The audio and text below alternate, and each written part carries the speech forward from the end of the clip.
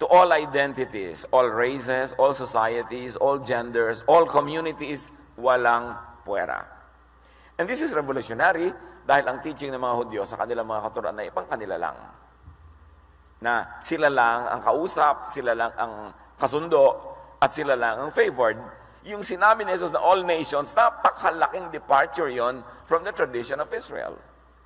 Kaya dapat nating isipin that Jesus really led a very powerful spiritual revolution, not to keep the status quo, not to keep the traditions, but to break the walls, to make God and godliness available to all. Acts 1:8, sabi ni Jesus, "You will be my witnesses in Jerusalem, and in all Judea and Samaria, and to the ends of the earth." So lahat kasali. Nung si Jesus ay isinilang, yung pagkakakilala ng mga Israelita na kanila lang ang Diyos, kanila lang ang mga kasulatan, kanila lang ang kabanalan, at kanila lang ang kaligtasan, lahat yon ay pinawalang bisa ni Jesus sapagkat ginawa niya ang lahat ng ito para sa lahat ng tao, everywhere. John 1:12, "Yet to all who did receive Him, to those who believed in His name, He gave the right to become children of God." Kasi yung mga Israelita, sinasabi nila, sila lang ang anak ng Diyos. Sila lang ang anak ni Abraham. Sila lang ang anak ni Moses. Therefore, sila lang ang may-ari ng lahat-lahat. Pero sabi ng John 1:12, nung si Jesus ay isinilang, nilinaw ng Ama sa langit na ang lahat ng mananalig sa Kanya ay magiging anak ng Diyos. Israelita man sila o hindi. Ano man ang kanilang kalagayan sa buhay, ano man ang kanilang katayuan. Therefore, by the birth of Jesus, a new identity, a new nation, a new human race, if you might want to call it, has been born. This is the family of God.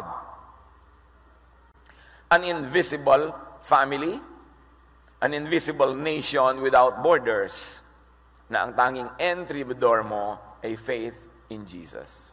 Kasama ang lahat dito. Abot at sakop ang lahat ng teachings ni Jesus. Walang puwera, walang exclusiveness. On the other hand, para ma-appreciate natin kung anong ibig sabihin ng abot ang lahat, sino lang ang sakop ng teachings ni Moses? Kasi yun ang lahat ng contrast. Deuteronomy 5:1-6, tinipon ni Moises ang buong Israel at kanyang sinabi, "Bayang Israel." So sino ang kausap? Bayang Israel, dinggin ninyo ang kautusan ng mga tungtuning ibinibigay ko sa inyo ngayon. So kanino binigay? Sa Israel. Unawain ninyong mabuti at tuparin ang mga ito. Ang Diyos nating si Yahweh ay gumawa ng kasunduan sa atin sa bundok ng Sinai, hindi sa ating mga ninuno, kundi sa ating nabubuhay ngayon.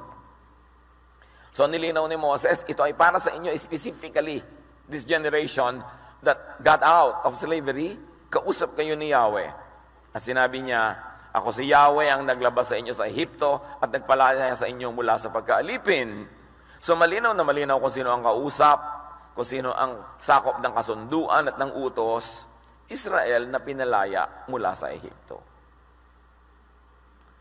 Kung bakit naman sa kasaysayan lahat ng bansa ay sumali sa usapang yon, hindi naman sila yung kausap. So yung mga batas na yon na pinalaya ni Jesus ang Israel, yung mga hindi Israelita, belatedly, nagpasakop at sumali pa. Samantala yung mga Israelites nga, pinalaya na ni Jesus, yung mga hindi Israelites, by becoming Christians, had unwittingly gotten themselves into this kasunduan na hindi naman sila ang kausap. Israel's theology of its election, so to speak, they believe, implies that to them, sa kanila, sa ganang kanila, the Jewish scriptures are theirs, and for them alone. Malinaw yan sa kanila. Kaya mga Israelites sa buong panahon hindi naman nagmi-mission. Hindi sila nang convert ng mga tao. Wala silang mga massive global missions. Kasi sa kanila, yung kasunduan pang kanila lang. Malinaw yun sa kanila. But Jesus gives a new command for all people. At sinabi niya, all these teachings of mine, you have to bring to all the nations. So hindi na niya inilimit ang Israel at ang lahat ng non-Israelites sa teachings lang ni Moses at ang tradisyon ng Israel, kundi pinalitan niya ng kanyang new command at ngayon pinalitan niya ang audience, all of the world. At yun ang kahulugan ng Pasko. Sabi ng mga anghel, peace on earth. Hindi lang peace for Israel, hindi lang peace for a very select few, peace for all nations. As many as received Him, who believed in His name, He gave the right to become children of God. Yung pader na nagkukulong, ikinulong ng tradisyon ng Israel ng mga blessing na pangkanila lang sa kanilang paniniwala, ay binuwag ni Jesus, at ang lahat ay pinalalapit sa Diyos sa pamamagitan ng bagong paraan, hindi pagsunod sa mga batas ni Moses, kundi pagtanggap kay Jesus bilang Panginoon at tagapagligtas. And of course, sa Matthew 28, in-include pa yung baptize them. This is another overemphasized portion of the teaching. To the point na pinag-aaway-awayan ng mga sekta kung ano ang tamang dami ng tubig sa pagbabaptize. Pero merong bahagi ng utos na ito at katuruan na neglected ng marami. Yung sabi ni Jesus na, teach them to obey everything, meaning every teaching, that I commanded, yung utos ni Jesus. Sabi niya, pinapupunta ko kayo sa lahat ng lugar at ituro nyo ang lahat ng aking katuruan. Pero in the last 2,000 years, the so-called Christian missionaries have been going on everywhere, pero ang turo nila, hindi lang turo ni Jesus. Dala-dala rin nila yung turo ng iba, nakahalo ng mga turo ni Moses, kaya nakakalito. Ang sabi niya, teach them everything I commanded you. Hindi niya sinabi yung kinommand sa inyo ni ganito, ni ganyan, ni gano'n. Sabi niya, I, si Jesus.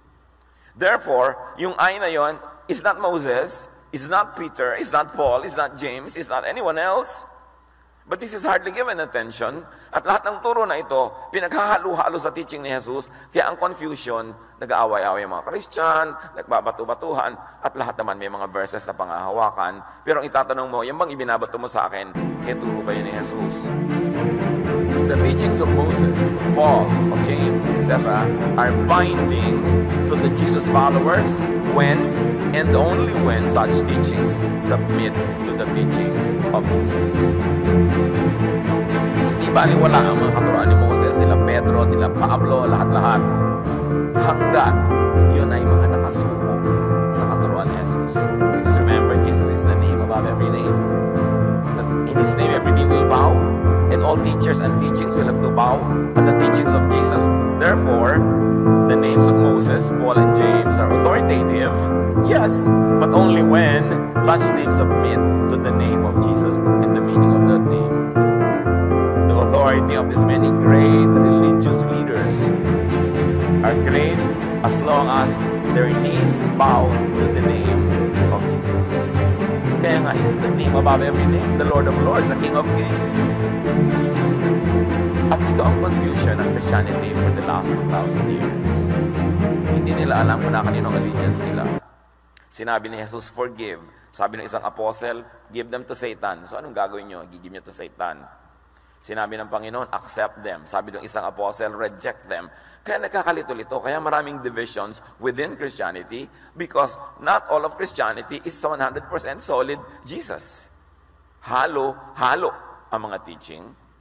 John 8:56-59, sabi ni Jesus, your father Abraham rejoiced at the thought of seeing my day. He saw it and was glad. Sabi niya, your father, hindi niya sinabing our. Kasi ang father niya, ang father in heaven. Hindi siya surrendered kay Abraham. At siyempre, nag-react yung mga Jew. You are not yet 50 years old, they said to him, and you have seen Abraham? Very truly, I tell you, Jesus answered, before Abraham was born, I am.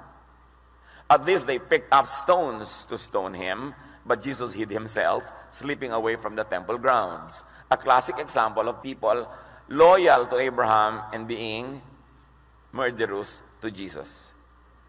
Kasi hindi nila nauunawa that the name of Abraham is to be surrendered to the name of Jesus.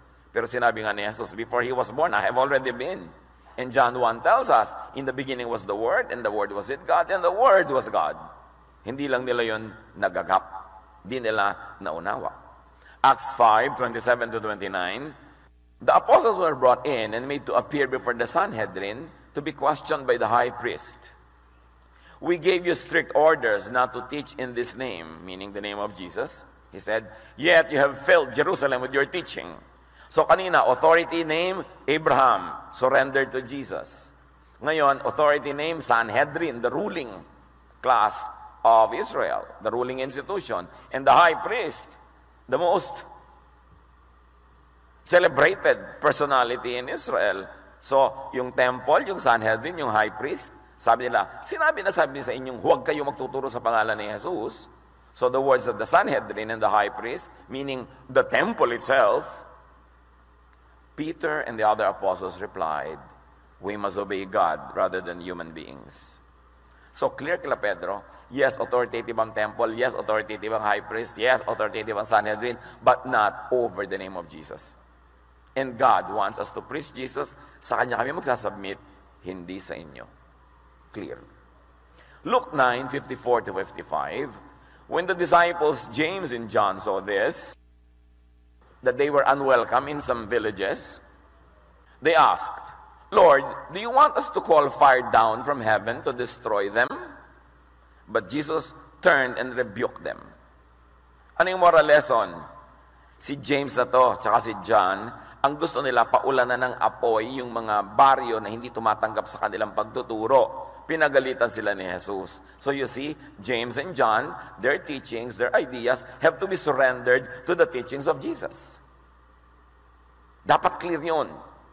Pag ang katuroan nila hindi maka-Jesus, hindi ka na obligadong sundin yun. Sila nga napagalitan eh. Kasi un-Jesus yung ginagawa nila.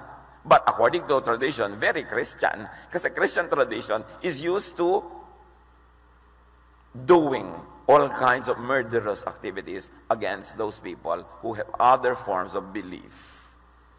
Christianity as religion has been so murderous in many ways, associated with many un-Jesus ideas. Kaya dapat salain ng lahat ng 2,000 years of Christian history sa katuroan ni Jesus para maging dalisay, maging puro ito uli. Matthew 16:22 to 23, Peter took him aside, meaning when Jesus said he would go to Jerusalem and die there, and began to rebuke him. Never, Lord, he said, this shall never happen to you. Jesus turned and said to Peter, get behind me, Satan. You are a stumbling block to me. You do not have in mind the concerns of God, but merely human concerns. This is Peter, de facto leader of the apostles. Pero ang kanyang iniisip, kabaligtaran ng layunin ni Jesus. Kabaligtaran ng mission ni Jesus na mamatay para mabayaran natin makasalanan, to satisfy all the requirements of the law, to set us free from the punishment of the law.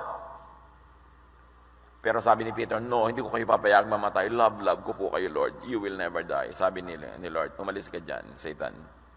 Yung sinasabi mo, hindi yan ang kalooban ng Diyos. Imagine, Peter na yun, napagsabihan pang Satan sa kanyang idea.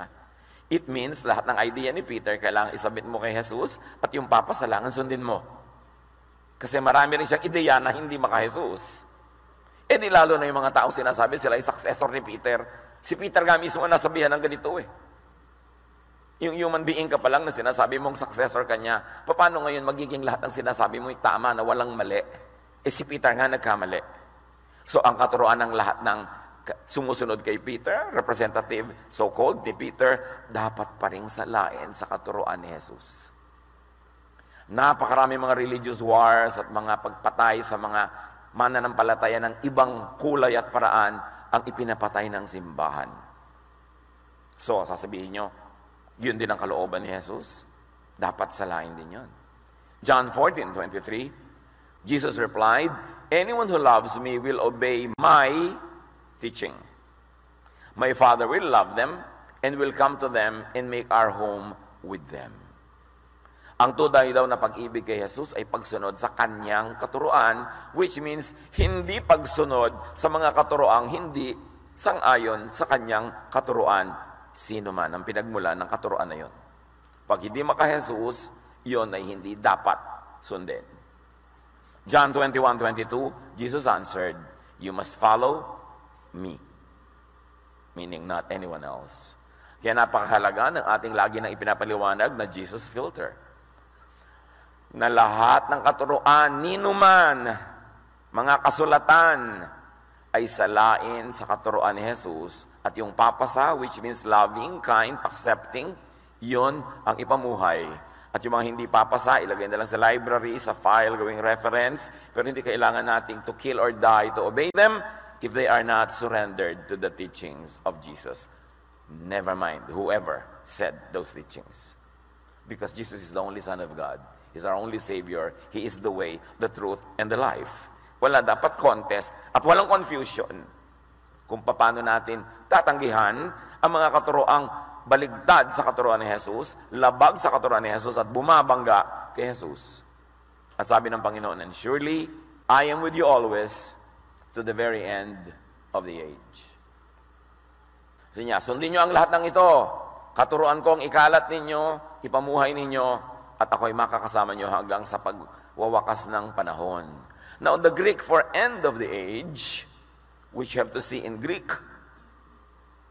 telos tis ilikeas, means end of time, end of a period, end of an era. It doesn't mean end of the planet, nor end of the world. Dapat malinaw yan. Kasi laging may mga nasasabing end of the world, end of the world, end of the world. Actually, ang sinabi ni Jesus ay end of the age. End of a certain era. Halimbawa, end of the temple age. End of the age of the priests. End of the age of animal sacrifices. End of whatever period. Kasi noong unang panahon, pag sinasabi nilang end of time, hindi nila ibig sabihin end of the planet.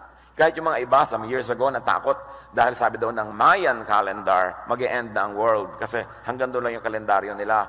Tapos natakot sila, lumampas naman yung araw na yun at nakakailang taon na ngayon, di pa nag-e-end yung planet because end of the world to the ancients is an end of an epoch, end of an era. Halimbawa, panahon ng Hapon, panahon ng Kastila, hindi ng lahat ng panahon. So ang tinutukoy ni Jesus, the end of time is the end of whatever time he was referring to. And when you look at history, it is very probable that he meant end of the temple, end of the temple sacrifices, end of the leadership of the priests in Jerusalem. And really, it ended just a few years after he went back to heaven.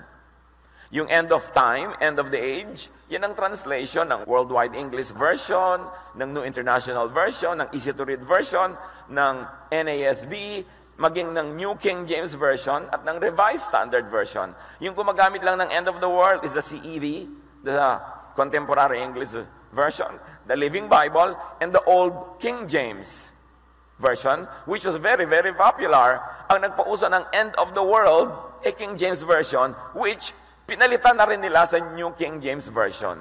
Naging end of the age na rin.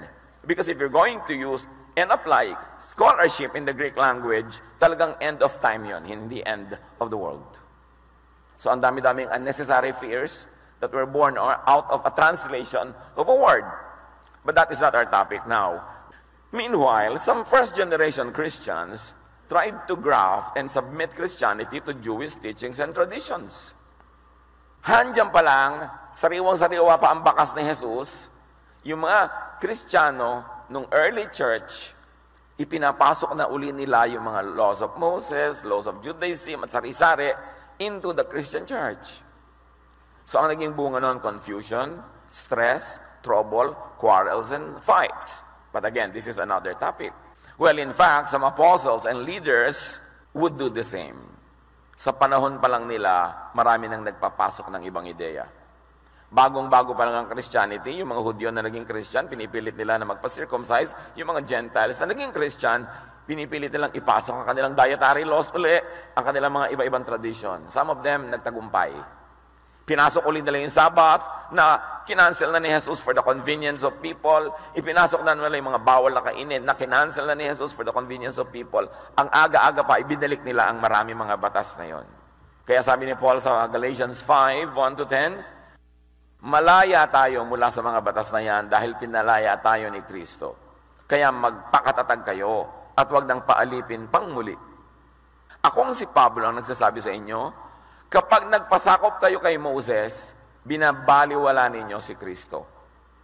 Binabalaan ko ang lahat ng taong susunod sa isang kautusan ni Moses, tungkulin nilang sumunod sa buong kautusan.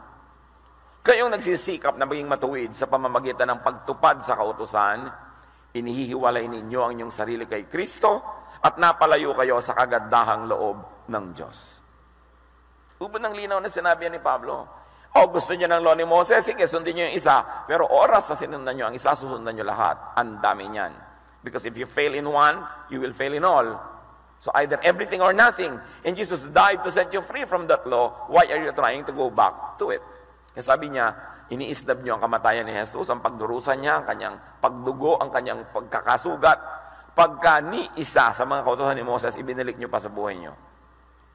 Acts 15, 1-35, sabi ni Pedro, matapos magtalo-talo sila, bakit sinusubok ninyo ang Diyos? Bakit ninyo niaatang sa mga mananampalataya ang isang pasaning hindi na kayang dalhin ng ating mga ninuno at hindi naman natin kayang pasanin? At yung mga kautusan na naman ni Moses. And take note, brothers and sisters, 2,000 years of church history, more laws were added by all denominations.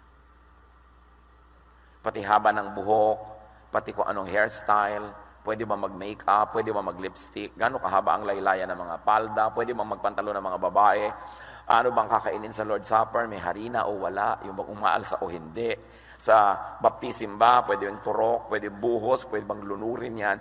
Ang dami-daming idinagdag. Pag member ka ng choir, hindi pwede magpaligaw, gano'n. Kaya iba tuloy ay mag-choir. Pagka ganito, pagka ganyan. Ito lang ang version, wala nang ibang tamang babasahin na version. Lahat yan idinagdag ng mga Kristiyano daw. Kaya may pagkakaiba yung Christianity at Jesusness. Kasi sa Christianity, halo-halo pa ang lahat, parang chapsuy, bulanglang, lahat na. Kaya sinasala mo ang matirayo ng Jesusness. Because yan ang teaching ni Jesus. Sabi niya, teach them to obey everything I commanded you. Jesusness, hindi Mosesness, hindi Paulness, hindi Peterness. Bagamat may mga teaching ang Moses, ang Paul, ang Peter na maka-Jesus. Hindi sundin yun. Pero yung hindi, dapat ilagay na sa library. Kasi sabi niya, iniwawalay ninyo ang inyong sarili sa kabutihan ng Diyos pag bumalik kayo sa ganyang mga legalidad. Kaya sabi ng Panginoon sa Matthew 28, 18-20, Jesus came to them and said, I am with you always to the very end of the age. Ibig sabihin, huwag niyong kakalimutan, namatay ako para kayo lumaya. So, Jesus is always with us to set us free, to keep us free, very, very important, and to save us from condemnation by the law. Kaya yung mga tao, Kristiyano na, mananampalataya na, punong-puno pa rin ang guilt sa mga kulang nila sa buhay, nalilimutan nila that Jesus already paid for all our sins. Sa takot nila na may umabuso, sa takot nila na mayroong magsamantala doon, ang ituturo na lang nila ulit strictness. Pero hindi na yun Jesus, ha? Moses na yun. Hindi pa talaga natin kaya magturo ng kabaitan ng Diyos, pagpapatawad ng Diyos, ng walang panakot, walang blackmail. Hindi ba natin pwedeng payagan ng kapwa natin na mag-enjoy talaga ng rest, ng freedom because of the work of Jesus? Lagi na lang tayong overprotective, natatakot tayong mag-abuso sila, so lagyan na lang natin ng mga bawal uli at mga pader dahil baka sila umabuso. Pero si Jesus hindi niya concern yun. Sabi niya, did anyone condemn you? Sabi ng babae, no one, sir. Well, I won't condemn you either. Go and live your life of sin. Pero lagi natin gusto mang-condemn. Gusto natin mang-control. Huwag po kayo magturo niyan. Baka sobrang lumuwag ang buhay nila. Baka sobrang sila mag-enjoy. Pero yung turo ni Jesus ang dapat nating ituro. Yun ang Pasko. Pero kung merong Pasko-Pasko, tapos pinaghalo-halo mo uli yung mga laws na nakakasakal, nakakagilty, nakakapanakot, di kalahating Pasko lang yun. Ang tawag lang doon, Pas. Na hindi ko naman maintindihan yung mga tao, yung salitang pastor, Pas. Dalawang syllable lang huwag ka na magtipid, pastor na lang. Pas. Akala ko kung sino yung tinatawag, ako pala, Pas. Diba? Tapos ispelin lang yung pastor, PSTR pa. Konting vowel sa lang idadagdag yun, hindi pa buuin. Ang dami-daming mga ganung mga kung ano-anong kaugalian na hindi natin sinusuri. But keep this in mind, Romans set us free. Bible, the book of Romans, Jesus, and even Paul tells us how free we have become. Romans 8, 33-34, who can accuse the people God has chosen? No one. God is one who makes them right. Who can say that God's people are guilty? No one. Christ Jesus died for us, but that is not all. He was also raised from death, and now He is at God's right side, speaking to Him for us. So keep this gift in mind, and keep this gift at hand, that Jesus lives to make intercession for us. Lagi-lagi na, Sa pagsisikap natin, nadadapa tayo, nagkukulang, nagkakamali. Don't forget, Jesus is at the right hand of the Father, interceding for us. Meron tayong naging pagkukulang, may pagkakamali, sabi ni Jesus, charge to me, di ba? Sasabihin ni Jesus sa Father, paid na yan. Sasabihin ni Jesus, charge to me. Huwag natin kakalimutan what it means to have Christmas. Of course, hindi yan dapat pagsamantalahan para tayo magwala sa buhay. Pero sa mga pagsisikap natin, magiging kulang at kulang talaga yan dahil tayo'y tao and God remembers that we are dust. And that's when you apply na meron kang Savior. At ang ipapaalala natin sa ating kapwa, pag nadadapa, nagkakamali, na sila man ay may Savior. Hindi ang ipapaalala natin, paparusahan sila, papagalitan sila, mananakot tayo, at magpapahirap sa kalooban ng tao. Hindi yun ang dala ni Jesus. Sabi niya, I came to bring you peace. I give you rest. Be at peace with your humanity. Alam kong human ka. Kaya may John 1 at may mga kung ano-ano pa mga chapters. Kaya may nagsasabi na, if we are a failure, remember that we have a Savior. John 8:36, so if the Son sets you free, you will be free indeed. Do not join religion only to be chained, only to be made guilty, and only to be condemned. Kasi para kang kumuha ng batong ipinukpok sa ulo mo. Sasali-sali ka para ka lang maalipin, para ka lagi matakot, lagi kang pagalitan, at lagi kang pagiltihin. Bakit mo gagawin yun? Samantalang Jesus came to set you free. But you know why religion does it? Because religion is 1 foot kay Jesus and 1 foot kay Moses. Kaya may mga ganong elements. Kaya dapat linawin. Hindi tayo kontra Moses, of course. Ang dami niya magagandang katuruan. Ituloy. Pero yung mga un-Jesus, yung mga batuhin na nagkasala, ipuwera sa camp, iwan yung mga ganon, hindi na yung Jesus. Dapat na yun ilagay sa history. Hindi kasali ang Jesus people sa mga usapin ng Jewish law. Unless the teachings of Jesus say so, affirm and fulfill those teachings. Because Jesus set us free, not only from sin, but also from the Jewish law. Dapat yun pakaisi-isipin. Matthew 5:17, do not think that I have come to abolish the law and the prophets. I have not come to abolish them, but to fulfill them. Which in many ways, Jesus actually, the fulfillment, minodify, iniba yung application, pinabait, or inilagay na lang sa history. Sabi niya, mahalaga i-apply niyo ang Jesusness because it is the one that will set you free, that will give you peace, and will make you loving and accepting.